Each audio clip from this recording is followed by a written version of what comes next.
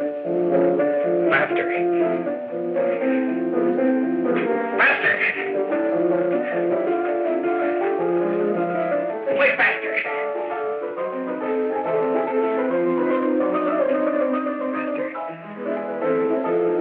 Plate Master.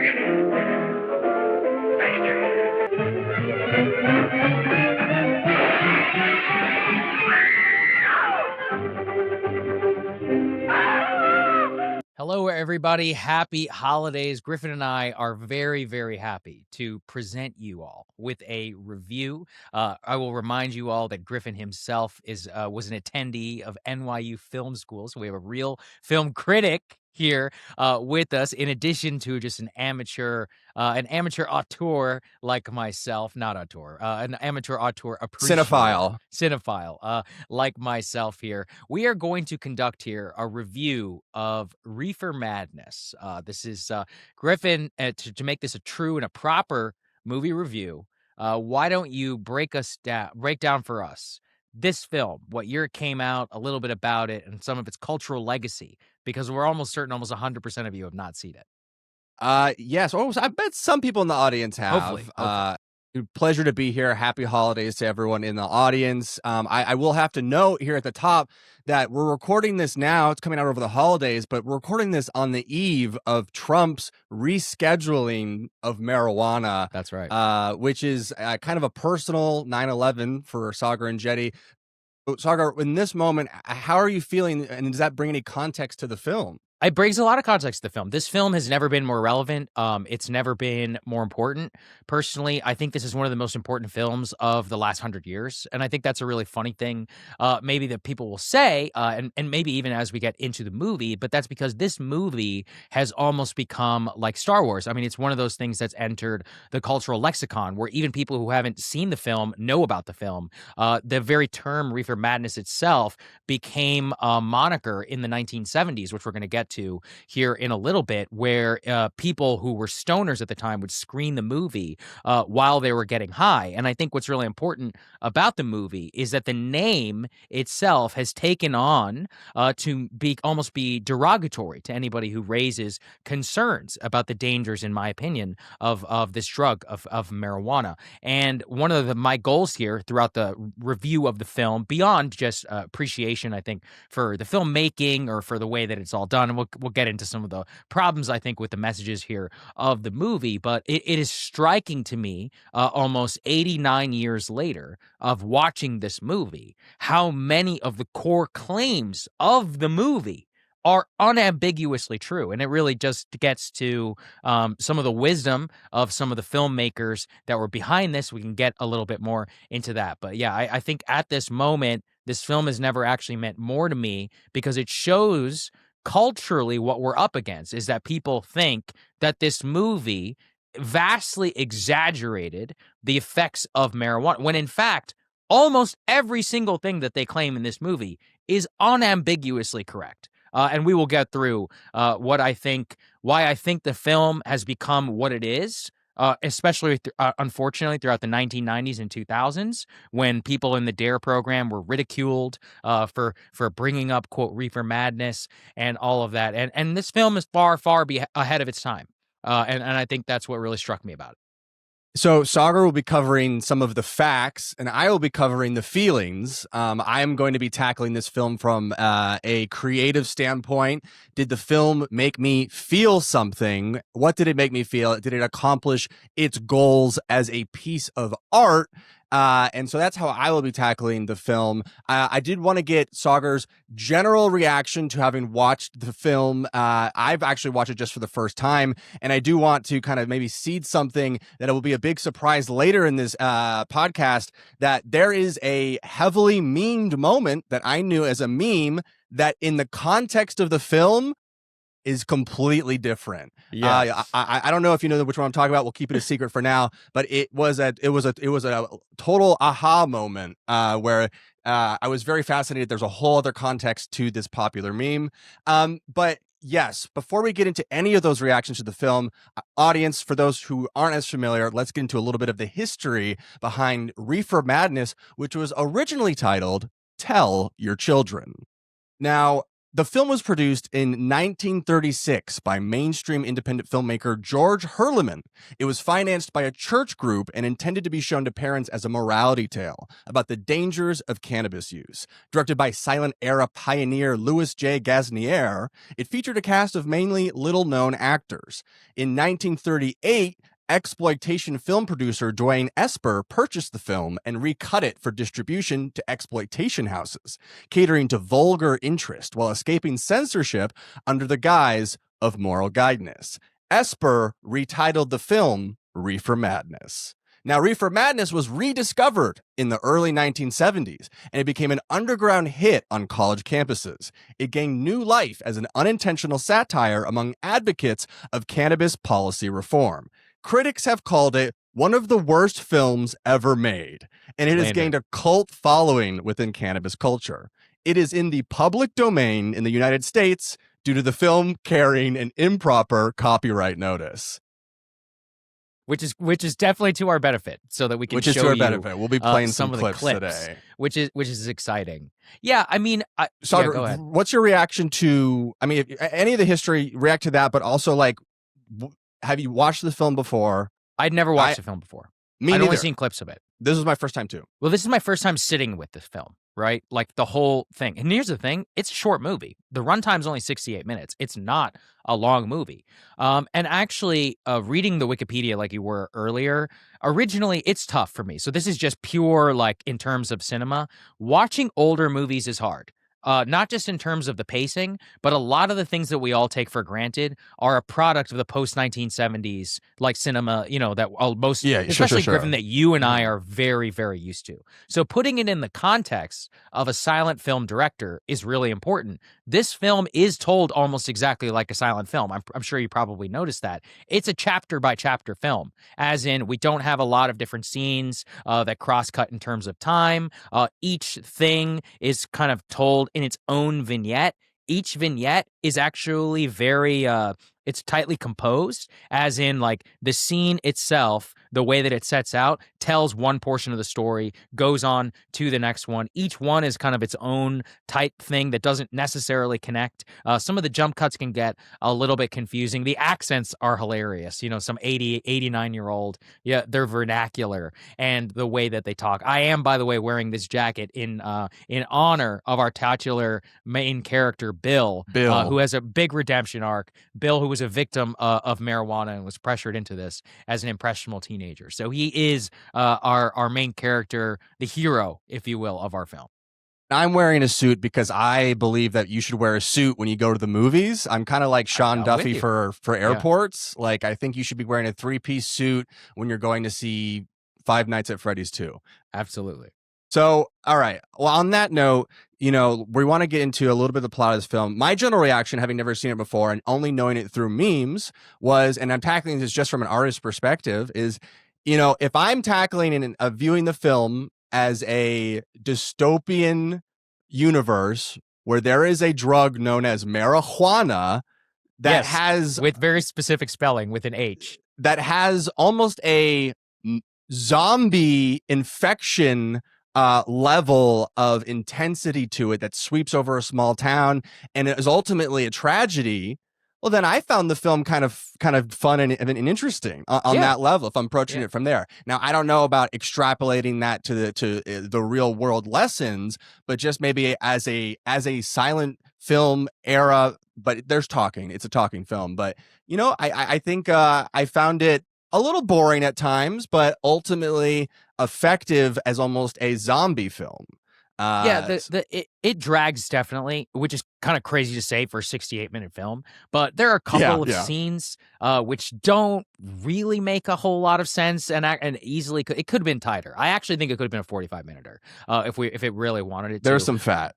There's a couple. I mean, look, for its accomplishment, we have our main character, Our main character is Bill. Bill is this impressionable teenager. He has this quasi like girlfriend, I guess you would say, Mary. And him and Mary are that like I really like that scene, the Romeo and Juliet scene where he's playing Romeo and Juliet to her, and it's very sweet, and it's like young love in 1936, and they share a kiss, and Mary's mother walks in. He gets all embarrassed, and he follows her. They accomplished that in like 2 minutes, and I was like, I get this guy. It's Bill, right? He's this really nice, jocular guy, and he's got this crush on a girl named Mary. And like very quickly, kind of what we learn is that Bill is kind of ensnared in this plot by one of his friends. Is his name Jimmy? Is that right? Jimmy, his friend.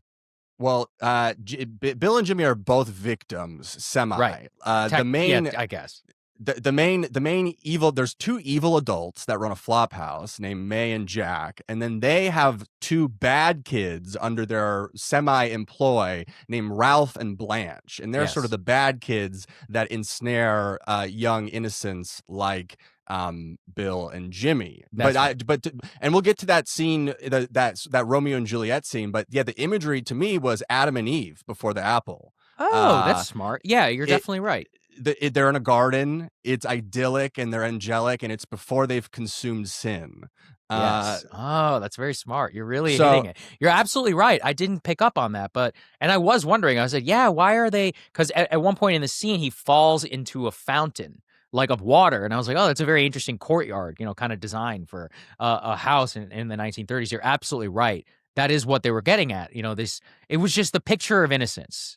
That was the picture of innocence before being corrupted. And water represents a transformation or change. So him getting wet means he's about to change. So let's get into, we're going to bring you guys into the plot of this film, but it starts with an opening scrawl, sort of like a Star Wars, like you said earlier. So Saagar, could you prepare your best transatlantic, like 1930s accent for us here? I've got it all for you here. Give us a read. How does the film open? Here is the opening scrawl of the film. The motion picture you are about to witness may startle you.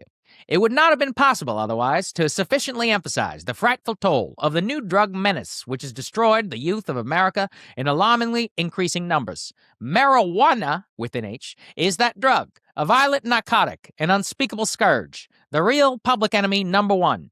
Its first effect is sudden, violent, uncontrollable laughter.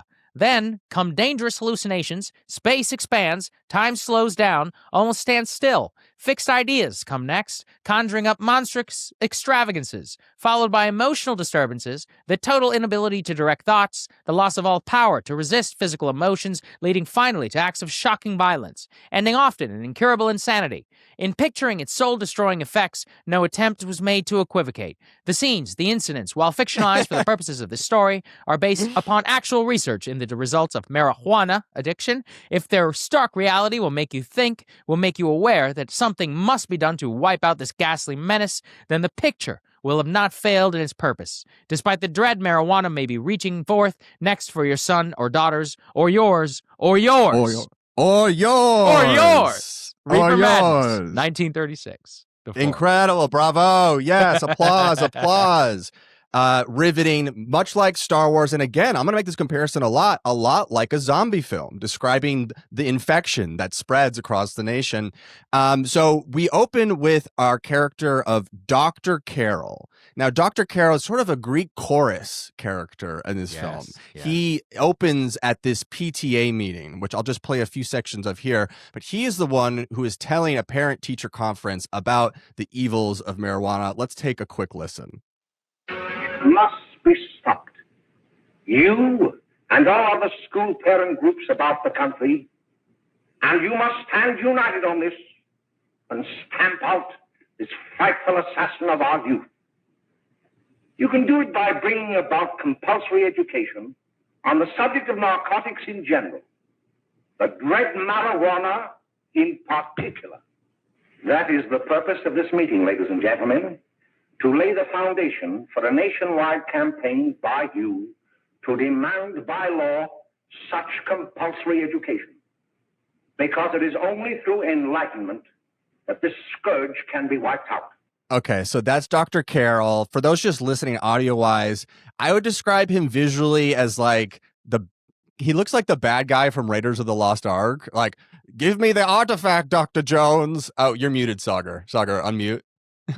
Yes, that's a good comparison. He's got a double-breasted suit, very stern, small, like rounded pair of glasses on the face, and he's looking directly into the camera, right? And he's lit. Do you see the way that he's lit there too? I don't know if that was intentional necessarily on their own part, but he's very it is that classic kind of staring into the PSA in a stern way. And that's immediately kind of how the film starts off, which I don't know about you. I definitely thought it was necessary. Narratively, it does make a little bit of sense, but it is kind of jarring to go from the scrawl directly to this before jumping into the plot of the movie. It becomes more relevant when we see him later on and his interactions with the cast, which makes sense why he's doing this PSA. And I think it could have been accomplished a little bit better. It's like a double expositional address, but it ends up paying off later because you realize he's actually a character in the story as well. So he goes on, he talks a lot about other drugs too, and then he talks about marijuana, and he says, "Don't believe me?" Well, actually, one point he makes is really important. He makes a point where he says, it's not the government that's going to save you. It's the parents that are the last defense. Yes. What did you make of that, Saagar, as a policy? Because, I feel like you would want weed to be illegal or what? Well, okay. So this is the difficulty of all of this. When you say legal, what do you mean by that? And when I say illegal, that's also kind of so. To presume that I think people should go to jail for smoking marijuana is ridiculous. But also for people to presume that saying legal has all kinds of different definitions. Is it going to do the Canadian model, at least in some places, where it's nonprofit and state-run? Even saying alcohol is legal is not really the same, right? So I live in the state of Virginia. We have state-run liquor stores, whereas in Nevada, for example, you can literally go to a gas station and buy whiskey. And so just like with gambling, everybody thinks I think that gambling should be completely illegal. I've never said that. I said that if gambling is going to be legal, people should have to go and to do it in person, and it should be highly regulated. Now, presumption here is that by, quote, keeping it illegal or descheduling, this is much more of a policy question, Griffin. My objection is that the way this is being rolled out is the wild, wild west, where we have, number one, no societal norms, which is what Dr. Carroll is correct. This does come down to parents and to education. We'll get to some of the detriments, especially to teen and to children in a little bit when we're talking about how the claims of the movie are obviously correct. But from a pure policy level, Dr. Carroll actually nails it in the beginning, where he's like, this ultimately is a plant that's grown in all 50 states. He's like, there's not a lot that we can do to keep it out, of America. So he's trying to educate people about this story. For what we eventually learn is his knowledge of Bill and the downfall of Bill and Jimmy as well, and using their story to show his shocking descent into violence, into murder. There's rape involved. It's a very emotional film, actually. Were you expecting that? Just a side note, I was shocked by the rape scene. I was like, oh my God. I mean, this is harrowing. So the sexual assault scene came out of nowhere. Yes. It was harrowing, and there's like multiple crazy things that happen in that sexual assault scene that we'll get to. Right. But there's also sexual assault mentioned as a side effect of marijuana in the middle of the film. There's a story, an anecdote told about a woman who's loose with men. Okay, so he does the doctor's here. He's at the PTA meeting, and he's like, "Don't believe me? Well, I'll tell you the story of May Coleman." And we fade into May and Jack's like jazz flop house. So it's like a flop house where they're very random. They don't really seem like a couple. They kind of seem like feds, to be honest with you. It was a bit strange. This was a weak point for me. I was like, who are we opening on? Who are these people? And this is actually, Griffin, I come to understand this is much more of the moment. The people who were watching this at the time, they got it instantly. Ralph is a scumbag. She's putting on her stockings, quote unquote, loose woman. They're not married, right? Like, these are all not scandalous things that immediately hit home to you and I, but in the time would have immediately clicked and made sense. And the so film, I thought that was kind of interesting. The film refers to them as unmarried and living in sin. Yes, which is how they referred to it back then. But this idea of a weird house you go to kind of like do these proclivities. That it's like not semi. It's like semi a business, but it's not. It's like under the table kind of stuff. So anyways, these really weird couple talk about bringing more people over to the flop house. Now, Jack wants to ensnare children, and May says, why can't we just get adults into the flop house? And he says, well, kids are better. Kids are easier to trick or what have you. And then we're introduced to our protagonist and what Saagar is dressed like. Bill and Jimmy here, who are let me see if I can get them, but they're like two nice boys. They kind of look like, like little nerdy dweebs. Yeah, exactly. They're high school. One is in high school and one is in college. And so so Ralph or Jack, I mean, yeah, there he is. That's our boy. So Jack is almost like a cartoonishly evil drug dealer. And I think we'll get to this in a little bit, but what we eventually find out is that he kind of has this boss, right? And his boss is pressuring him and others to sell to children, or at the very least, he has no qualms about selling to children. And what I like about this is this captures two things, kind of the evil of the individual store that may sell marijuana, but also the industry, the boss itself, which is indifferent entirely as long as we're making money while peddling this. And ultimately, the core claim here about marijuana use amongst children and how it's skyrocketed since legalization is correct. And in fact, many of these, products that they sell at these cannabis these cannabis dispensaries, like weed, soda, lollipops, candy. But I mean, this is obviously targeted towards children. Like many of the claims they used to make about Juul being targeted towards children, this is by 10 to 100 times X being used by the marijuana industry. They have very few safeguards or anything like that in place, and they know that children are using their products. And so, if we look at it thematically, the drug dealer working for the man like his boss, their lack of compunction selling to children, they're driven by greed, representing the marijuana industry. That captures it nicely, I think, together.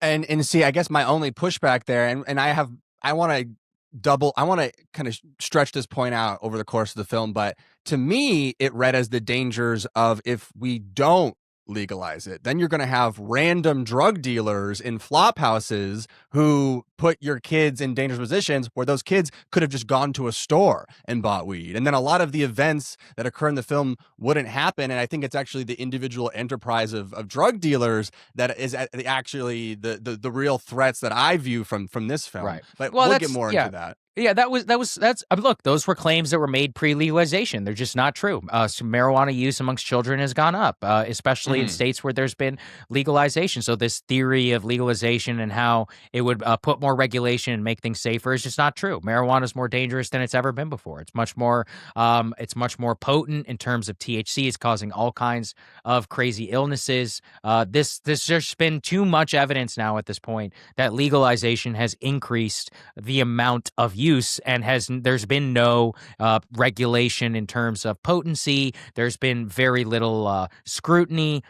People then of course the pushback is always like, well, then that's why they need to federally legalize it. And it's like, well, that will only create more of a permission structure for I'm just saying, use. in the context of this film, the dangers are sexual assault and murder, which I think are avoided multiple murders. Which I think are a product of the individual drug dealer system as opposed to having stores. I don't think that you would be assaulted in the store. We will get to marijuana's users and their links to violence, to mass shootings, to murder, to psychosis, to suicide. We forgot to mention suicide. Suicide warning here. There is also a suicide, marijuana-induced suicide here in the film. Well, I would argue it's actually not marijuana-induced.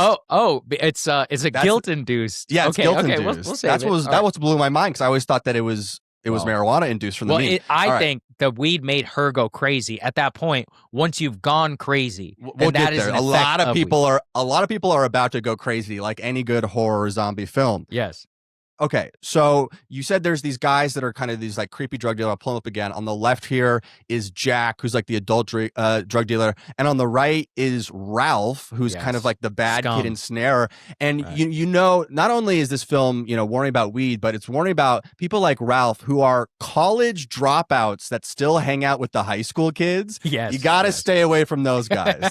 Those guys are bad news. Okay, and I 100% agree with the filmmakers on that. They're not good. So they take the kids back to this jazz flop house or what have you. People are like having fun and this might actually be at like a restaurant or something like that. It was like a restaurant. Yeah, they're trying to like ensnare the kids and like bring them back to their apartment. And then eventually it takes a while.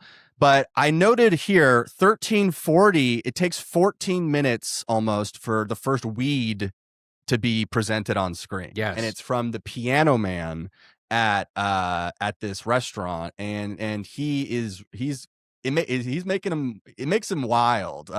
But he doesn't kill anyone or anything. He just he just has a good time and is kind of starts just shaking and kind of like sneaking it. So that's our first instance of weed. Right. That's our very first view of weed here in the film. What it does capture is the long fetishization of musicians of marijuana and how they're always claiming that it makes them better at music. And so, in fact, this is one of two piano weed sequences that we will see here in the film, in which it seems to enhance their musical performance. So I would say that's a trope. Yeah, that's a trope that carries through the film. Yes, something like almost as if like it's the devil's siren call or music that's pulling them in. So this is where we're starting to see people smoke for the first time, and it takes kind of a long lingering time of them like trying to ensnare these teenagers. We get a little bit more here of this of the Piano Man just kind of tweaking out, and then we get our first kind of like time crosscut scene where we have both our good boys, Bill and Jimmy, are in different areas and are about to both smoke weed for the first time. Yes. Now Bill smokes weed and like ends up like making out with a girl, and then they just kind of have fun and dance around. It seems okay. With Jimmy is in his car, and he asks Jack, the drug dealer, for a cigarette, and Jack gives him a marijuana cigarette, and it makes him high. And then what happens, Saagar, after that? It's a very unfortunate, and in fact, one of the most important messages of the film: high driving kills. High driving kills. And what unfortunately happens is that he drives away, he loses control of his faculties, and he unfortunately ends up killing a pedestrian. Let's take a look. Which is one of the dangers that we have right now.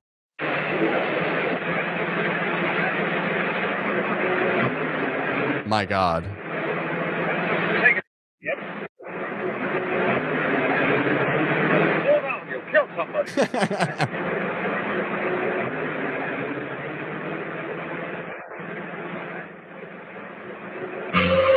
Wow. Tragic. Very, very tragic. Little did they know what the horrors that we would live to see in the year 2025. Actually, Griffin, because I want to put up some of the stuff about the film, that's correct. I have in the links that I sent you about deadly driving. Can you put my tweet up there on the screen just so we can show all of you? Unfortunately, not nearly enough data is released because they don't want us to know the truth. Everybody talks about drunk driving. That's great. I mean, there's nothing wrong with warning about drunk driving. But as you guys can see there, new study out of, I think it was the state of Michigan, showed that 40% of drivers who died in motor vehicle collisions tested positive for THC in their system, and the average blood levels for exceeding those were considered to cause impairment. Now, a lot of people have said, oh, they could have smoked in the last 30 days. Those people lack reading comprehension, including amounts that could have caused impairment. Nearly 40% of the people who died in a motor vehicle crash. Now, 40% of people dying with a level of THC in their blood that could cause impairment, that fundamentally is one of the core claims of this movie, is that it impairs your judgment, that it makes you go crazy, that it causes violence, specifically can also cause violence and impairment that will harm others. And that was the first instance, I think, that we see, you can correct me if I'm wrong, of a death related to marijuana on screen, which again, this became ridiculed in later years. But as I just showed you all from the data, unambiguously a correct claim. And so that was the first of many horrors that we would live to see. I agree and disagree with you on this point, because I think that it is true that people are smoking more weed and driving and becoming worse drivers. But in the movie, it makes him speed up. Weed drivers are slowing down. I think that's a meme. They're in the left-hand lane, like in the fast lane, going like 50 in the 65. Like, but like they're still getting in crashes and doing bad turns. Like they're still doing bad driving. And I hear him in LA. I'm actually Waymo pilled now. I think people are so bad at driving, they've lost the privilege. Like there's should be no more driving allowed. Should just be Waymos, because everyone's on their phone or high. And I'm sorry, but I'm losing too much of my personal life to poor driving out here. That's fair. I mean, look, at the very least, they may have showed it incorrectly by going too fast, but their core claim that it will cause death, especially behind a motor vehicle, is correct. It was absolutely correct. And I wish they presented it as, because he's secretly drugged. I think the sin here is you shouldn't drug someone before they drive, like unknowingly. And it's like, this happens multiple times in the film where someone asks for a normal cigarette and then they are drugged with a marijuana cigarette, which I think was also like a big fear they were trying to push at the time. You got to really check your cigs. So that happens. The hit and run happens. And then Jimmy kind of has his first moment of like being dementedly high when we cut back to him. I've got it right here. It's at the time code 26 minutes. But the film starts to have these ghastly, demented faces when people are high to kind of show their transformation. Oh wait, sorry. This is Jimmy coming home. So Jimmy's coming home and he's paranoid because he just hit someone and he's kind of high. And Mary, the sister, the angelic innocence, is worried about him and can tell something's wrong. So then we're treated back to our Dr. Carroll here, who returns again in the middle of the film. And he is talking to someone else about the horrors of marijuana, essentially. There's a few different horror stories, and he mentions one woman who was caught having sex with 5 men. That's essentially this scene. Any thoughts there? This will be one of the few. So I did link look for that. I did look whether it causes sexual. Yeah, play it. It's all right, funny. Let me show you something. In 1930, the records on marijuana in the Washington office of the Narcotics Division scarcely filled a small folder like this. Okay, this part's good too. Today, they fill cabinets. Yep, look at the cabinets. He's got cabinets of weed crimes now. It's shocking. It's absolutely It used to be a shocking. folder. All these devoted to marijuana records. They're being the system is overrun, overwhelmed. A 16-year-old lad apprehended in the act of staging a holdup. 16 years old and a marijuana addict. Here is a most tragic case. Yes, I remember. Just a young boy. Under the influence of the drug, he killed his entire family with an axe. Then there is the most vicious type of case.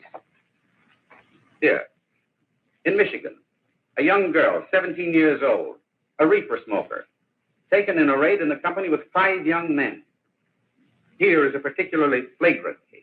Yes, I remember. The newspapers made quite a play. He's like, yes, of course. I'm a real head. Dr. Carroll's a real head. He's seen every one of these stories. He's seen it all. Look, that was one of the few claims in the movie that was not correct. It does not cause sexual promiscuity, which is obviously was a moral panic, I guess, at the time. But the axe murderer one, that tracks. Going crazy and killing your entire family, that's definitely something which marijuana-induced psychosis and violence, particularly causing a violent schizophrenic break. It's exactly something that could happen, and we've seen certain instances of that already here in the 2020s, especially post legalization. But yes, I will admit that one thing, the film does seem very obsessed with sex, Griffin. And I think that was the Christian funding. And also because that was obviously something that they were trying to hammer home at the time. The history that we learned about the film, too, about how they were trying to play it in the exploitation houses and others as kind of a draw for titillation almost, for at the time. I did think at a few instances, I'm like, this is kind of a risque film for 1936. I've seen what I'm trying to think. There's that film, The Best Years of Our Lives from 1946. That's probably the oldest movie I've seen that I actually really love. And I do remember thinking, I'm like, oh, wow, it's very conservative, even there were a few scenes even in that. But this was a much more risque film, and this was made 10 years earlier than that one. But it does make sense given the Christian funding and eventually how it ended up playing in some of these places, not just for titillation, but for entertainment. So it did kind of make sense in that way. The film is obsessed with sex in a very weird way. I think a lot of that is rooted back to, and again, something that this film doesn't really take a swing on. Like, I thought this film was going to be a lot more racist because ultimately, like a lot of the and that is kind of racist in its own sense, but like the anti-marijuana stuff in the early days was like, don't let your like white daughter smoke weed with black or Mexican guys because they're going to be loose with them is like a pretty popular. Was that? Yeah, you never heard that before? No, not at all. I think dude, that's we the grew up in example Texas. Like 40% of the people around us were Latino. So it's like, right, and I don't imagine your parents telling you that. No, yeah, they certainly did not. But that is a trope, and there was also this, if I'm not mistaken, them putting the H in and changing from J-wana to marijuana was some sort of attempt to make it sound Mexican or Spanish. Really? Because there was a large attempt to associate marijuana as all coming from Mexico, and that. Well, to be fair, at that time, that was true. All right, and so, the vast majority of it actually was coming from Mexico. So they were trying to connect even just the actual phrase, the wordology of it, to Mexico in those senses. And I have heard about the other stuff, the sex stuff, but again, this film doesn't really take a ton of swings in that racial direction that you're going to impurify your white daughters or what have you. So then we get to after this, Dr. Carroll enters the plot and sits down Bill because he's worried about Bill. And I had to say, I wrote down in my notes here, I was like, I kind of got some respect for Dr. Carroll after this agree. Scene. He's looking out for his pupils. He's looking out for his pupils, and he says the right things here. Down, Bill. There seems to be something wrong. What is it? You were always a fine student. You always had excellent grades. Well, I guess the work is getting a little harder, Dr. Carroll. No, it isn't that. Bill, I'd like to help you. But of course I can't unless you let me. You're undermining your health. Well, there's nothing, Dr. Carroll. Really, there isn't. I'll study harder, honest. Honest? If you were being honest with me and honest with yourself, I'm afraid you'd tell me an entirely different story.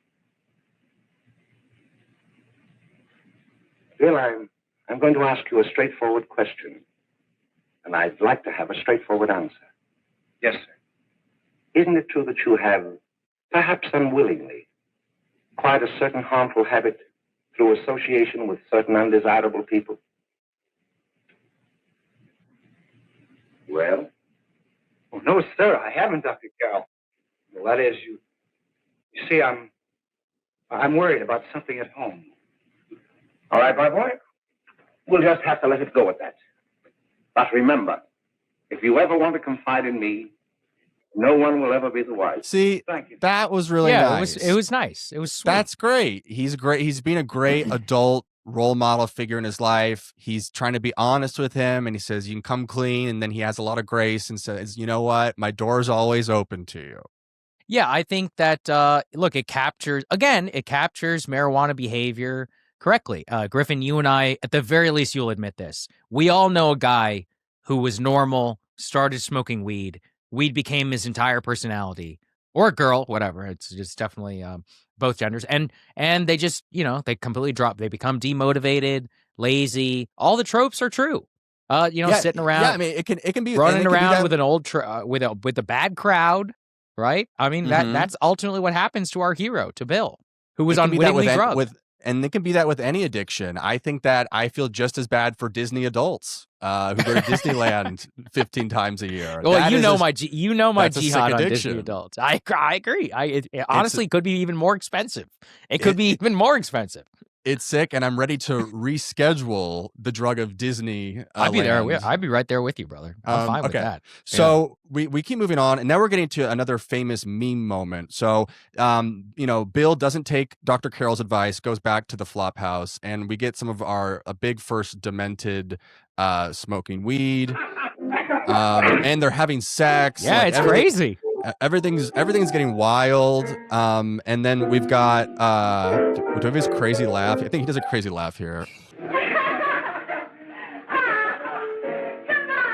Okay, this is the shot. Yeah. It's almost a pain's laugh. It's demented. It's a tough laugh. Yeah. It looks like he's in pain, but he is getting laid. He's getting chicks, so you're kind of torn. You're like, he's getting chicks, but it seems like he's in physical pain. And then we get another meme moment here, another famous moment I wrote with Ralph in the chair, in the piano here. So they're both playing the piano. It seems like they're on crack. And then here's he going, he's paranoid in the chair, just blasting. It's tragic. Yeah. Now, have you witnessed these behaviors from someone smoking weed, Saagar? Well, I mean, Griffin, I unfortunately am in the era where I just had to witness a bunch of men playing FIFA all the time. But, I could imagine. That's even sicker. That's more than that. By the way, way worse. All right? Way worse. Way worse. I would have much rather been enthralled by piano dancers. The flop house. In a flop house.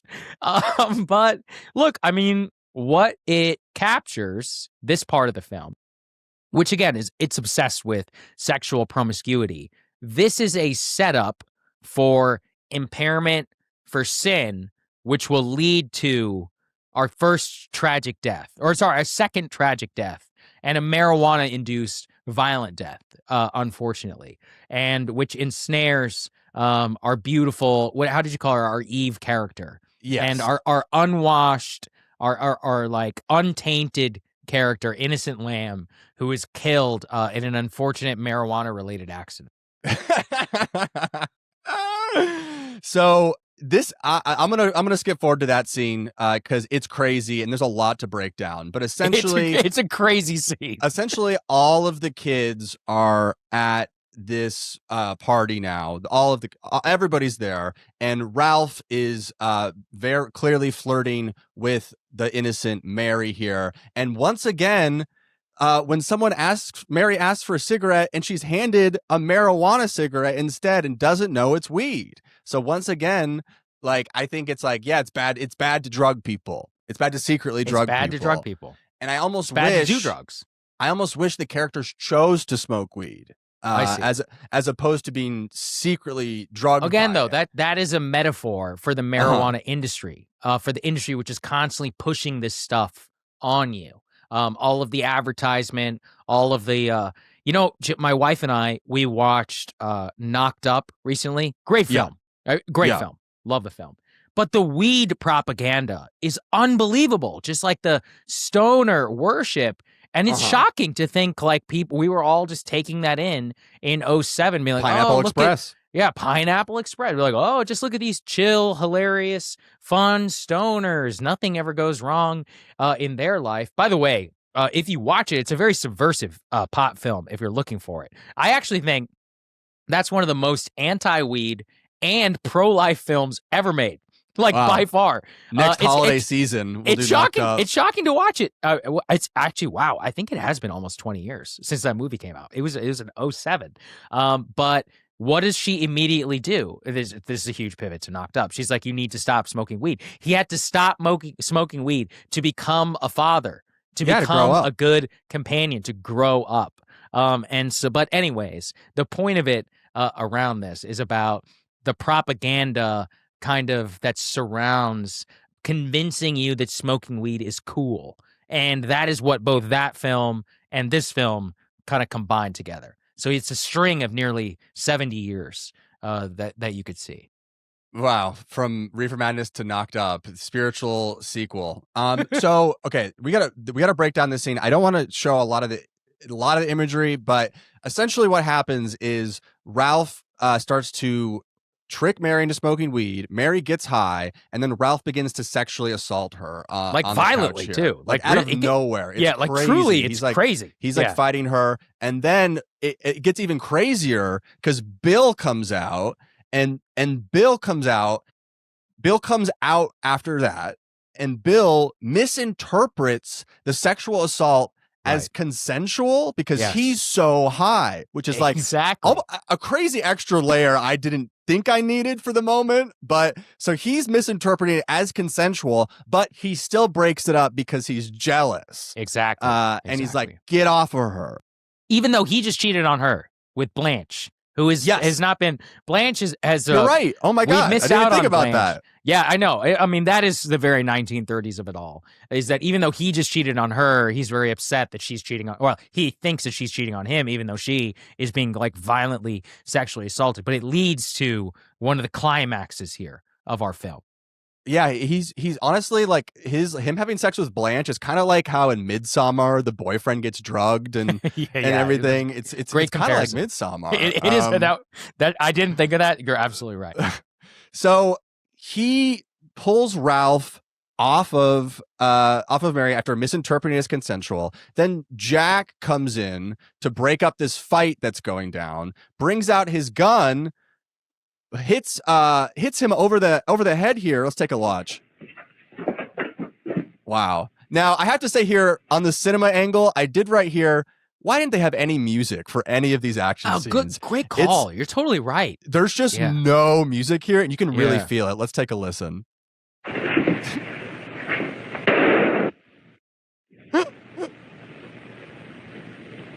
Oh my God. No, it's Mary. That Mary's been shot. That killed me. When I saw that, I was like, oh my God. When that happened, they got me. I was shocked. I was totally shocked when she was killed. So she was tragically killed in this scuffle when he pulls out the gun. And so, yeah, we had, a violent sexual assault just lead to a misunderstanding, lead to a murder all within a minute and a half. And it just shows you how things can quickly spiral out of control when you're on weed. And again, I would say that I think the part that is the most connected in the film is somehow that he smoked weed and then became kind of rapey. I think that part's connected. But again, I think the murder has to do with the fact that they are in an illegal storefront for weed. Whereas people smoke weed everywhere now. It does this leads to violence out in public as well as in private. But because of its illegality, they're resorted to being around unsavory characters that have guns and can kill them. And so I think that the murder is related to independent drug dealing, which is what happens when it's illegal. So that all happens, and then it's about to get way crazier because now Jack is going to try to frame our protagonist Bill for the murder. And Bill is so high, he thinks he killed Mary. Marijuana-induced psychosis. Yes. Yeah. So forgetful memory. So he like pours some water on him and basically is like, you kill her.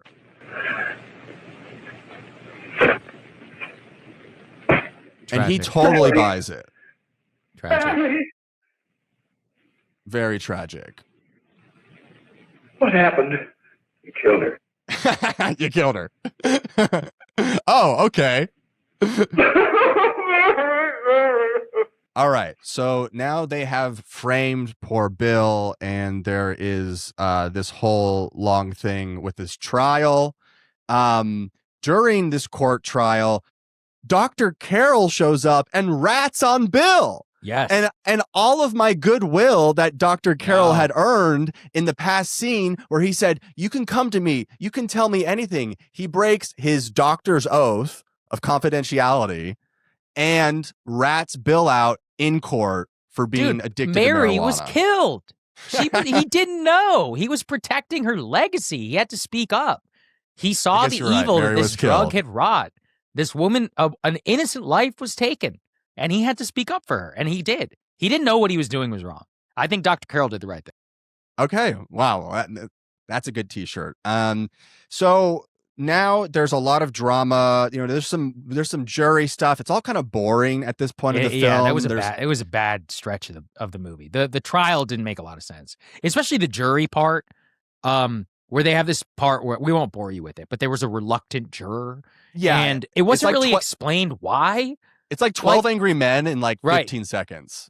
Yeah, exactly. Yeah. It was just a bad part of the story. Like it didn't fit, and he ends up caving and voting anyways. So anyway, yeah, we get through the trial where Dr. Carroll reveals Bill's marijuana use and kind of his distrust. But then that takes us back to our unsavory characters who are continuing up their shenanigans. Yes, and we're about to get to that. I did have one question for you in the jury scene, Saagar. Did you notice the noose imagery in the jury scene? I did not. Okay, I'm going to play it for you right here. Show me. But here's what happens. They're talking in the jury scene, and then there's this hanger for a light, like a pull-down string light here, and it turns into a noose. That wasn't the first time he was there.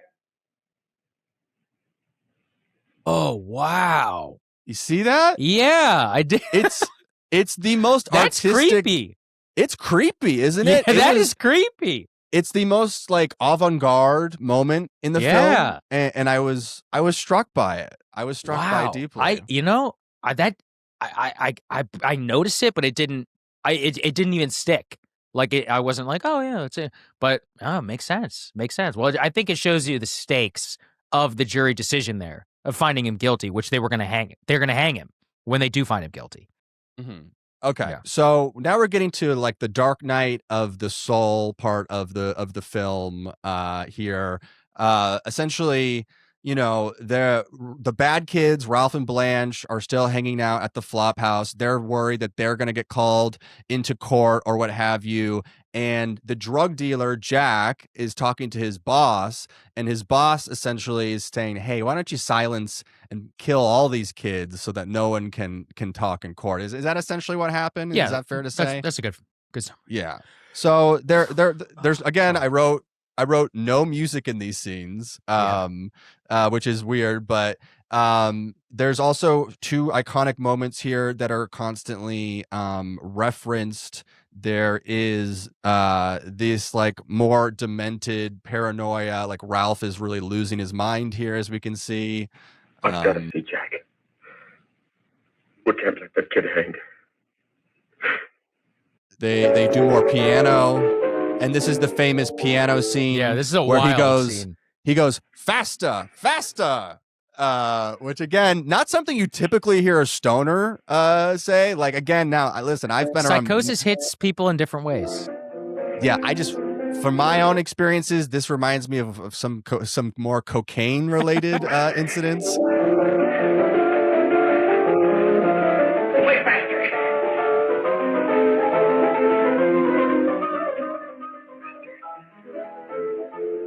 Play faster. Now that is probably one of the most iconic images in the history. Like one of the memes that you see is this guy so high, covering his face, freaking the fuck out. You'll just see that all over the place. Yes, all over the internet. He's grabbing his face. He doesn't even know what's going on anymore. Yeah. And then of course we get to the drug dealers who are coming in. It gets really convoluted, so we're not going to hit every moment of it, but the drug dealers come in, they try to silence Ralph, and then Ralph ends up beating one of the drug dealers to death with a stick. Yes, he beats Jack to death with a stick. Yes. which is like a moment of karmic justice because Jack was actually the person who shot Mary, and Ralph wanted to rat Jack out and didn't want Bill ultimately to swing, but it was pretty violent. Like, it was a violent death that he beats him there on the camera, and it tries to find redemption ultimately with what's her name? Is it May? With May, the police all bust in after the death, and May decides to tell the police that actually Bill did not kill Mary, that it was Jack. And she has a tearful kind of moment where she confesses the truth. But then, as she's consumed by her own should we guilt, just play the moment? yeah, we'll play the moment. All right. She's consumed by her own guilt and begins walking down a hallway in probably one of the most famous scenes in cinema history. Let's take a watch.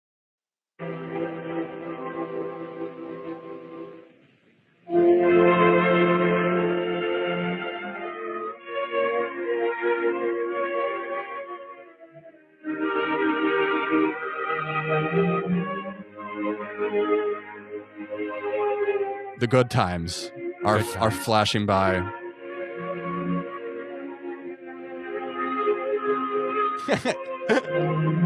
Just going through the whole film again.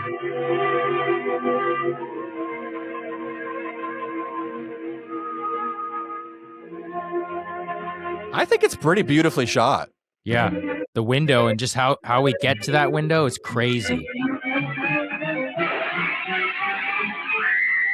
Wow. And I love the reaction from the lady there. The two hands up. Ah!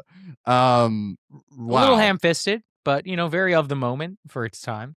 I thought, now my entire life knowing the film only through memes, I thought that the film was insinuating that she got high and it made her jump out a window. Right. No, you're right, exactly right. It's not true. It's the guilt.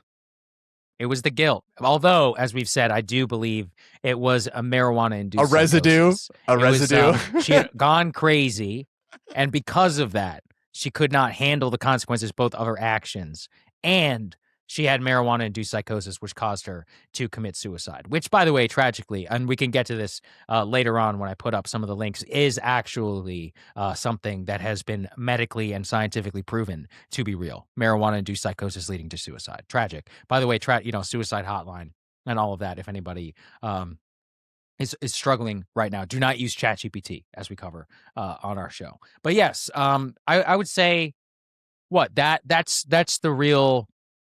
That's the last big moment before the film ends. Yes, and it's we do bookended by Dr. Carroll as the end of the Greek chorus, where he gives the final line and breaks the fourth wall. Let's take a final listen to that. Our final clip. My favorite. Lies the possibility of averting other tragedies like it. We must work untiringly so that our children are obliged to learn the truth, because it is only through knowledge that we can safely protect them. Failing this, the next tragedy may be that of your daughter, or your son, or yours, or yours. Or yours. Tell your children. Tell your children. Perfect. We're telling them. We're telling them right now. I think our audience is children. Should tell them. If you guys have kids, you should tell them. So I want to get into your facts. My big picture takes from this are, it was a little boring at times, but it was also, I felt like if I'm approaching it as a sci-fi zombie horror movie, I think there were some beautiful shots. I think there was some bizarre acting befitting of a horror movie, of like a zombie infection that fits for that time period. So on those merits, I kind of enjoyed more of the elements of the film than I expected. But ultimately, I think the argument the film accidentally makes, and maybe it was just for its time, but that to me, the criminalization and the lack of a storefront or government operated space for people to safely purchase and use marijuana leads to murder, sexual assault, and all the other things. I think that's a fair point. But this, first of all, let me just wrap. Like you said, it's 68 minutes of short film.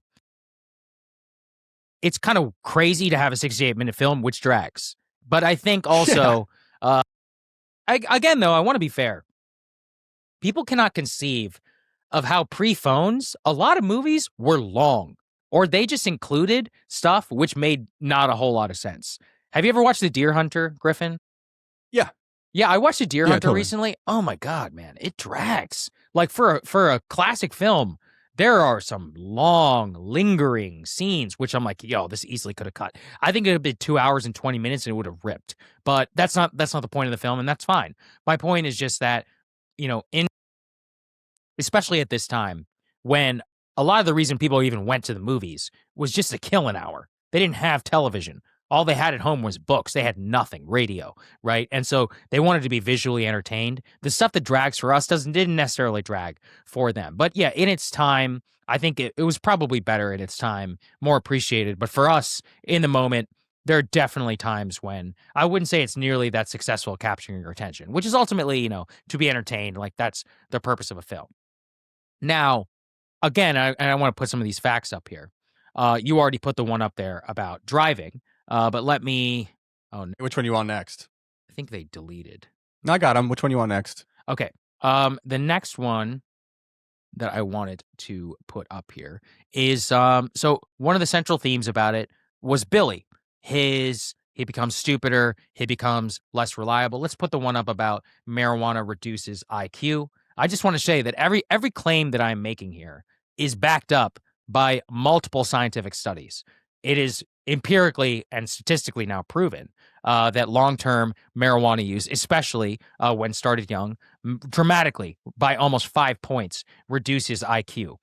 It's in the middle to long term, and as they say there, in midlife, you can see it whenever you're controlling, even for other factors. The second thing, on this article right here, important Yeah. point: the average content of THC in smoked whole plant products has risen from 1% to 4% in the 1970s to 15 to 30% today's cannabis dispensaries, and that I think is like actually a pretty, for lack of a better word, potent argument. yes, I mean this is look. The film may have dramatized, what would have been smaller reactions. You wouldn't have seen it as much at the time. But in the age of high potency THC, that's why I'm like, this film is more relevant than ever. Almost everything they say is actually even more relevant to our lives today in relation to societal use of weed. The second thing I do want to show you is about the crazy behavior. Can you put the one about high THC products and ER visits? So there's this new thing called scromiting, which I haven't tried it yet. Yeah, so you can see ER doctors sounding the alarm on a fast-growing cannabis illness, cannabis-induced violent vomiting. It can lead to multi-day stays in the hospital. This is absolutely a result of high-potency THC, but also of teenage use, which again is up, especially in states where legalization has happened. The next one that I do want to put up here is it causes violence and suicide. So put the Scientific American up there, just about the link between cannabis and psychosis in teens is real, which one of the reliance of this film is that it does cause people to go crazy. It's literally in the name, Reefer Madness. Yeah, it's empirically correct. Like Reefer Madness is a proven phenomenon, a medically proven, known now phenomenon, where it can induce not only psychosis, like temporarily, but it can cause literal psychotic breaks, and especially induce people to become schizophrenic. The suicide and mental illness rate, of course, or violence rate, of course, also with that population is dramatically higher than the rest of the general population. I've got the suicide risk one there next, Griffin, if you want the suicide risk that it's labeled. This is a PubMed study which came out about the increased risk of suicide, especially with high potency THC marijuana use. So, yep, you can go and you can see it in first episode, Psychosis. You can go and you can read all of these. We'll put links down in the study to all the studies there for yourselves. And finally, this is one where about the cause of like mass violence that this drug has induced upon us. You can put my tweet there. But I mean, you can go and fact check this if you would like. Put the one called mass shootings about all of the mass shooters just in the last 5 years who are linked to marijuana, or 7 years, I guess I should say. So the Parkland shooter, Nicholas Cruz, I will remind you all, he testified in open court that he was, quote, smoking a lot of weed at the time that he conducted his shooting. The Texas church shooter was not just positive for THC, positive for very high levels of THC. The Minneapolis shooter who we saw recently, this was the transgender one, blamed vaping weed in their own journal and also worked at a weed store. And then finally, this most recent ICE shooter was a self-professed weed and gaming addict. Okay, so I just want to show again let's leave gaming out of it. Please leave gaming. Oh, we will out not of it. leave gaming out of it because that's weed and gambling. Battle. Or sorry, weed. I said gambling. I said gaming. Yeah. Gaming. I said weed and gaming go together like this, as I noted about the FIFA comparison earlier. It's all about numbing the senses, about cheap dopamine. But ultimately, I think that I mean, the core film, like, as somebody again who's dug so deep into all the dangers of weed, other than the sexual promiscuity, every single claim that they make is backed up by science. And if anything is even worse today than it would have been back in the 1930s. And that's why ultimately it's a tragedy what happened to this film, because this film became satire. Right, as you said in Wikipedia, Reefer Madness became a joke. Anybody warning about weed, I can't tell you how often I get this. If you warn about weed, Reefer Madness, I'm like, well, we all just went through it. Reefer Madness is correct. Like, its core claims are correct. Now, Griffin, I think you have a fair point about legalization and about regulation. But, and by the way, even our good friend Ryan Grimm will admit this. Ryan was a decriminalize all drugs guy. Ryan agreed with me that the way that legalization has rolled out, especially in a place like Oregon, where we had decriminalization at one point of even hard drugs, was a enforcement and societal disaster. It led to... For what reasons? Well, because all of the promises of legalization did not end up happening. People said we would have more regulation. False. Instead, what's happened is the Wild West, high-potency THC advertising linked and targeted towards children, no societal norms that exist around alcohol. And instead, what's the message? It's chill. It's not chill. It's just simply not. This is a drug with a lot of trade-offs. We don't have any societal enforcement, like even around cigarettes. If you smoke cigarettes around children, universally, everyone's going to say you're an asshole. For some reason, though, in any public park in this country, or on the streets of, in New York City or anywhere else, if you smoke weed, it's chill. You're such a prick if you say anything about it. And that's why our cities reek of weed. And of course, weed also leads to antisocial behavior, which is why it becomes even more and more normalized, and you end up smelling it everywhere. It also smells bad. That's a subjective thing, but it does smell bad. Weed smokers should be more courteous with but they're not. It's inherent to their smoking. Condition. It's inherent to their condition that they're not. People they used don't to smoke want cigarettes in restaurants. Now cigarette smoking is kind of something you do off in the corner, or 100%. No, you're right, Griffin. But that gets to my point, is that juxtaposition is that everybody treats it as not that big of a deal. And unfortunately, this film was a big part in its, revival from the 1970s, 1980s. I remember hearing this in Dare, like, oh my God, these are all lies. This is just reefer madness. This is just reefer madness talking points. And yeah, I mean, one of the goals in my review was just to show you, like, no, everything they said was right. Almost everything that they said in this movie was right. And so now that Trump, this gets kind of to the policy, perhaps, part of our show, Trump wants to reschedule marijuana, Schedule 3. This just is going to pour gasoline on the fire of everything that there's going to be, everyone's like, oh, then we'll regulate it. Nope, not happening. Instead, he's giving massive tax breaks to multi-billion-dollar companies which sell weed all over America.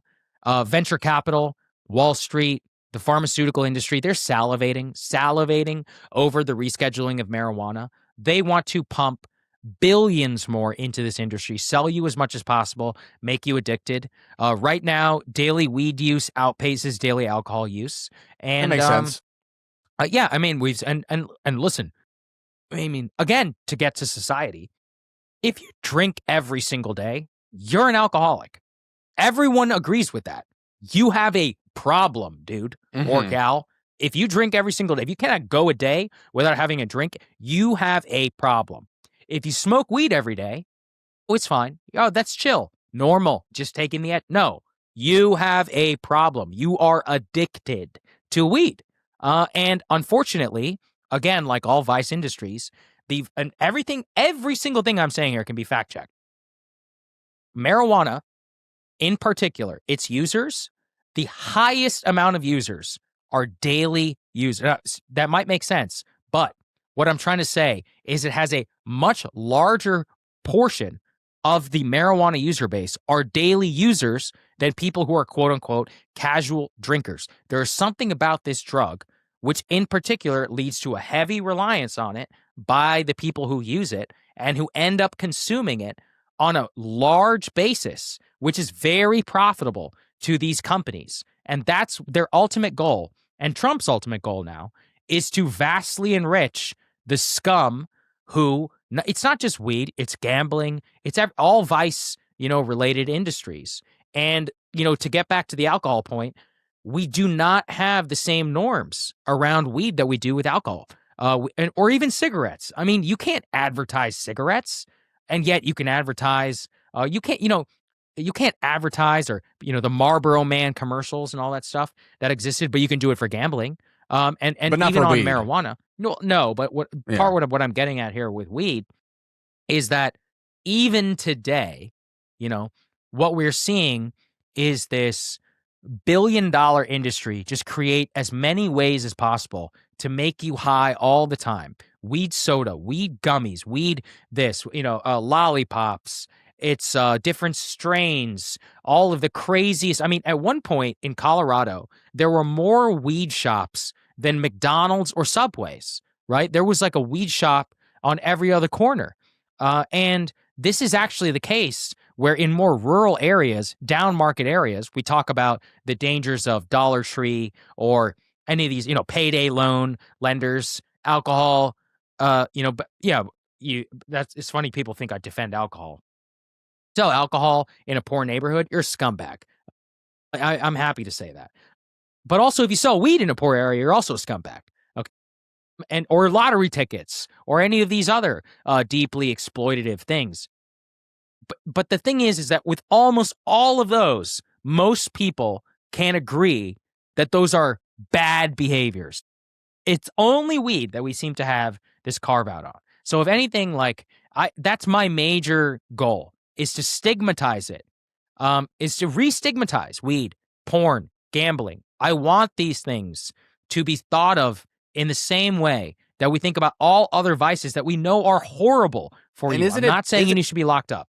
Without disagreeing on any of the individual negative things that you are to connect to marijuana, I think part of the reason why people have a more negative view of heroin or alcohol is because people get drunk, come home, and beat their wives. People drink and drive and crash their cars probably at a higher rate than they smoke weed and drive. Well, that's not yet proven, Griffin. Unfortunately, because there's not statistical wide data on that. And people are drinking less too, so that actually might shift. So high driving might actually be more dangerous than drunk driving. So I think societally it makes sense that people have experienced larger negative effects than some of the more invisible things, like, oh, he's depressed and doesn't work as hard now or whatever. Yeah, but that's not the only thing I just noted. So you talked about people and it's also drunk. more, and the lethality of the drug. So for instance, you can drink enough to die. You can start to get there with the article you brought up where, it is having people go to the hospital. Yeah, we're getting there with a few cases, but those are not the large majority in the terms of science that when you but drink, let's be fair then. And but anytime you drink X amount, you're going to the hospital. That's not necessarily true for everyone with weed. Yeah, that's true. You can get alcohol poisoning. It certainly can. But the number of people who drink themselves to death is a statistically very, very small portion of the people who drink, right? So that's the same type of argument. I mean, if you line it up, I've just showed you, it can lead to it can literally lead to millions and millions of people. Not literally lead to, it already has led to millions of people going crazy and committing violence. Like, this is happening. It already is happening. On the shooters you pulled up, so you named the 4 shooters there, and my instant thought was, okay, that's 4 people. There's a shooting every day. Like, to but me, I said mass shooters specifically. Okay. So first of all, right? Well, okay, let me borrow from your left frame. Is everyone's like, but nobody ever wants to talk about young white men who commit these shooters. Hey, no, right? don't make me woke. Okay, I'm not woke. I'm just saying. Watch out. The leftists always like to do that when we're talking about crime statistics. They're like, well, there's something in particular about young white. I'm just pointing you out. It's not just that they're young and white. It's a lot of them smoke weed. Okay. And look, it's not just them. Well, I can 4 find of you. them. 4 of them. We don't have a huge sample size of mass shooters. There's so many shooters. What are we talking about? Okay. Well, no. I said mass shooters. But what's mass? Like Las Vegas? But fine. Let's then, because to me, I'm like, oh, they all also had cereal that morning. Okay, it's like okay, right. but that's not causal. That's not causal, especially whenever it comes to violence and to that. But if we want to go down that road, let's go look at crime statistics that involve marijuana. It is a huge, like in the same way that you said alcohol can lead to beating their wife. Marijuana is involved in an unbelievable amount of crimes. 20 to 25% just of drug-related crimes are involving marijuana. Now, drug obviously is usually connected to violence. They don't release that the means violence it's in their statistics. blood system, like it's in their body. It's hard or to like, how they classify it. What they're saying is like what's related, because it sounds like this is like an anti-Semitic incident in New York. But then what's alcohol related? Then what's alcohol related? Right? So this is what I mean. If somebody drinks and beats their wife, maybe they were an asshole who was going to do it anyways. Are we going to blame it on alcohol? I'm happy to. Okay, especially if alcohol is involved. I have no problem with that classification. But then I'm going to borrow that same classification over here for myself. Unfortunately, we don't release it whenever it comes just to violent incidents, but we definitely know that with drug-related incidents, it's going to be connected. Now, the same thing, though, gets to what you were saying there about shooting. I mean, I just gave people the statistics about psychosis, and it is an empirical fact that people who unfortunately are going through psychotic episodes are dramatically more likely to commit murder and violence. I mean, we've more recently had that the stabbing of that girl that was on the train by somebody who was schizophrenic. All right. I mean, this is unfortunately, is a characteristic in some cases of violent schizophrenia. This is something that is a well-documented thing. Now, if we're going to have a drug... I'd agree with that. And I think that our main point of agreement that weed has changed. I don't think that like the level of THC in weed when this film was made was important enough to do a scare campaign, and I don't think they knew that it was going to be like 5 times as powerful back then. But now I do think that the weed is probably too strong. It's like almost like a different drug than even what I did back in like high school and college or whatever. Yes. So I do buy that there are like new cases of psychosis, and that the conversation like is evolving and changing because of the strength of the drug. But then I think the question always comes to like, what should be done about it? Like, what are your solutions that are fair? And is it really just like the sense of the film to just tell your children? Like, is that as far as you would want to go? No, absolutely not. Again, I'll meet the liberals halfway. You guys want legalization? You're not ready for the regime under which we're going to live under then. We are going to live under a capped amount of THC per product.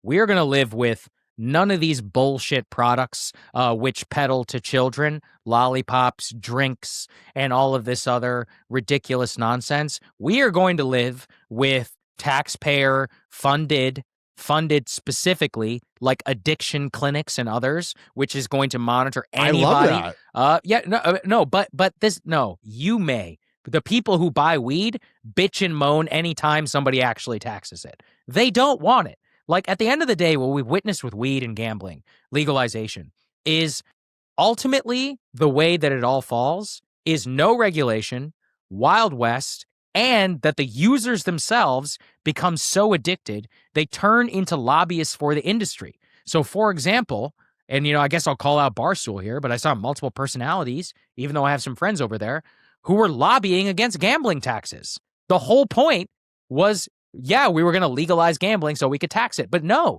even taxing it is something that they began to revolt against. And this happens with weed. If we Loyal moved soldiers. to the regime that I just talked about, where, and also, if you smoke it in public, you're getting a ticket. If you get a couple more, just like with drunk driving, you get a couple, you're going to jail. I support that 100%. You should get an infraction.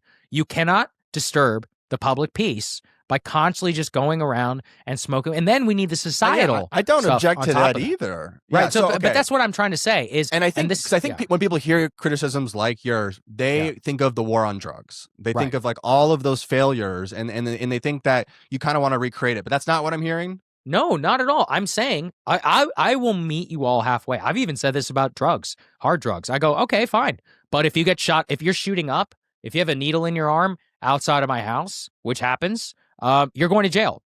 You are going to jail if you have a needle in your arm. If you are on a public bench and What you're about causing like a rehab? What about problems. a rehab center? Well, but that's kind of what I'm getting at is this is like the Portuguese model. You are going to mandatory rehab and not the bullshit rehab we have in America where it's only 30 days. I'm talking about 1 to 2 years. You are going to rehab. But in this case, I'm talking about heroin and fentanyl, which has one of the highest recidivism rates of all time. Really, 2 years? That's a long rehab. 2 years. It's a long time to rewire your brain. It's unfortunate. Wow. That's why you shouldn't use this shit. But what I'm getting at is fine. Like we can legalize it if you guys want to, but we are going to live under a very strict regime about how this all works. And unfortunately, what we have seen with the mass libertine culture that we live in is that what ends up happening is legalization with none of the enforcement. And that's why I think we're living in the worst of all worlds. And by the way, this is what I want to say. The public is on my side because it was only 3 years ago that we had almost 80% for support of legalization of marijuana. The most recent Gallup polling shows a 13% drop just in 1 year for legalizing weed from last year, just amongst Republicans, and already falls with Democrats and with independents. As we continue to see what I think the hellscape, that we all live in, you're just going to see that number continue to go down. You're seeing the same thing with sports gambling. I mean, and this is why, again, people think I want to ban all gambling. I want to ban weed. I've never said that. I think if you want to smoke weed in your house, as long as that smoke is not going into other people's homes and you're not violent and you're not psychotic. I'm roommating with Saagar. I'm roommating with Saagar, and I'm blowing it under the door. Yeah, if it's a truly private experience, so be it, I guess. Although I still think it's bad. But it's a free country. I think those people wouldn't disagree with a lot of that. Yeah, but they do though. See, this operationally they do. Yeah. People riot when you say, no, you can't smoke weed in public. No, you can't smoke weed around children. That's the other thing. The designated things around children, around where children gather. Where I live, oh my God. You go walk your kid, you're going to smell weed down at the park. It happens all the time. You and I know that national parks, I love my national parks. There's always someone smoking weed out on a trail or something. It's just one of those things where for some reason we all seem to think it's fine. So I would want massive enforcement, massive regulation, and changes to our society. But I know the country that we live in. But it doesn't even seem like the regulations that you're asking for are that massive. You're essentially asking for us to treat it like cigarettes, where you can buy cigarettes, but there are warnings. Kids can't do it. It can't look like a candy lollipop, and it can't be advertised to people. And there's a social taboo or illegal to actually smoke in parks. Is that as far as you go? Yeah, that's then about as far as I I go. really don't. I think the battle is overwrought. I forgot the last part. Nonprofit. It has to be nonprofit, or government controlled, state controlled, like we do here about liquor in Virginia. You cannot allow for-profit industry, which is the backstop of all of this. Or we can, but then the profit margin is going to be capped, and there's going to be price control completely across the board. Nonprofit is the only way to keep the grubby hands of the Wall Street, venture capital, which is what's happened right now. Like I said, this is a multi-billion. One of the things that weed people like to say is that big pharma and all these people are lobbying. No, they're not, you idiots. They will do anything to get you addicted. If you're so dumb that you think that medical marijuana is a thing, they'll sell it to you at a high price. Oh, should we go into that one? That's the last one. This one that just came out. A massive new study. I'll send you the link about medical marijuana, which of course we've been hearing for years about all of the medicinal supposed aspects. benefits. And one time we heard a story about a guy with seizures and weed just happened to stop it. Well, everyone, there's this thing called evidence. There's this thing called evidence. I want to be in the room where they're like, the guy's having the seizure, and they're Yeah. like, let's get him high. And unfortunately, for people, what has now come out from JAMA, one of the most respected medical, what's it called? One of the most medical journals that exists. Let's go and put this up here on the screen. Oh, review of medical cannabis use finds little evidence of benefit. Researchers found a chasm between the health reasons for which the public seeks out cannabis and what the gold standard science actually shows about its effects. For those who say, I need weed to sleep, false. Weed makes your sleep, false. I use weed to make my anxiety go down, false. Weed increases the amount of your anxiety. By the way, can I say this about alcohol too? The amount of people who are always talking about, I just need a drink to take the edge off. The evidence is in now. Your anxiety that you're trying to cure with alcohol will actually increase beyond where it was previously as a result of you using alcohol. Drowning or trying to smoke your problems away or shooting up your problems away is a fool's errand, and it doesn't work. And that's, there's so much evidence about different lifestyle things that you can do. You don't have to turn to medication. I don't even want people to turn to medication. You know me. Exercise alone is dramatically more proven to decrease anxiety, to even more so than SSRIs for depression. So what I'm just trying to show you all is that this culture that we live in is just all about make multi-billion-dollar industries. They're trying to sell you something. They want you addicted. The more anxious you are, the more weed you smoke, which more anxious you are, which is the more weed that you smoke, and they're the ones that profit. And that's why, the solutions that I laid out, I would love to live in a country like that. But I just don't think it's going to happen because operationally in America, that's not how it goes. We legalize, we make it a for-profit business, massively exploitative. This is what happens with gambling. This happens with weed. It's happening with pornography. It happened with alcohol for many years before we did anything about it. Happened with cigarettes, as well. And it took, it took decades, really for the public and for laws to all kind of come together and actually try and move in a different direction. So, yeah, I think we will get there. Yeah, go ahead. Yeah, into the culture point or what have you, I think this might be a rise for optimism for you, but I think that in cinematic media culture around weed is actually not as cool now. Like the early days of the stoner comedies are kind of lame now, and it's if weed is your whole thing, it's actually kind of lame. It's not like if you're obsessed with weed and have a Rick and Morty bong and it's what you're all about, that has kind of a cultural shelf life, in my opinion. Currently, there used to be on Broad City, they used to be smoking weed all the time. You don't really see that in the more current modern culture. So maybe that's a sign that once it became more legal, it became less cool. I specifically remember on an episode of Bill Maher, it was either Bill Maher or CNN or something, but Zach Galifianakis pulls out a joint and smokes it on TV, and it was a big crazy moment that was whoa, he just did that. If he did that today, I think people would stun on him. You're a loser. I think they would make fun of him for doing that. Right. So that is a sign that culture changes. Perhaps it's changing this less but rebellious. Stephen Colbert, when he just quit CBS, did a splashy magazine cover where he was smoking a joint at the Beverly Hills Hotel. We can both agree that guy's smoking too much weed. Yeah, that guy in particular, he's much weed. He's in a psychosis of some sort. That's my final plea. Stay off the weed. That's the point of this movie. I'm surprised. I'm surprised that I think after sussing stuff out, I think a lot of the audience would probably agree with you that it should be regulated closer to cigarettes, that people shouldn't do it in the parks, and that it's preferable for it to be heavily regulated than illegal, like we see in the film, and have there be drug guys lurking around high schools. Yeah. Well, I think that's ever present, unfortunately. I think that will always there will always be an undesirable element at high schools. So how do we rate the film? Let's end this movie review. What would you rate this film? Purely as a film? On Letterboxd, what are you giving it? Maybe because films aren't just the content itself, but its impact. I'll get 3.5 out of 5. Okay. 3.5 out of 5. Only because of the impact.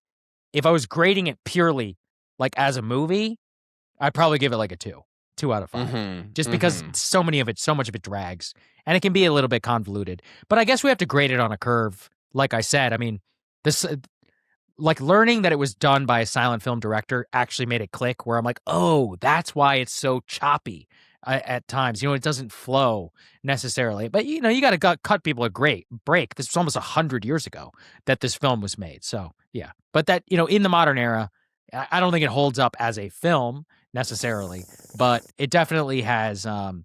It definitely gives us something to think about, like in terms of the themes that and the problems that it tries to highlight and its major cultural impact.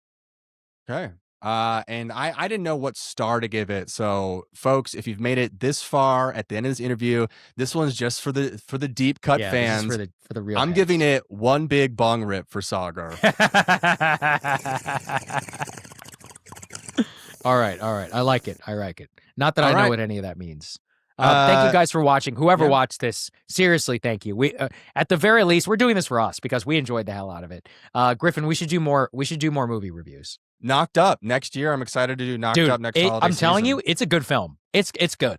It's good. It holds up. Yeah, right. After 20 years. Folks, all the links to Saagar studies will be in the video description here, and we hope that you are all gathering around the correct tree, the Christmas tree. That's right. This holiday season. That's right. Happy holidays. Hey, if you like that video, hit the like button or leave a comment below. It really helps get the show to more people. And if you'd like to get the full show, ad-free, and in your inbox every morning, you can sign up at breakingpoints.com. That's right. Get the full show, help support the future of independent media at breakingpoints.com.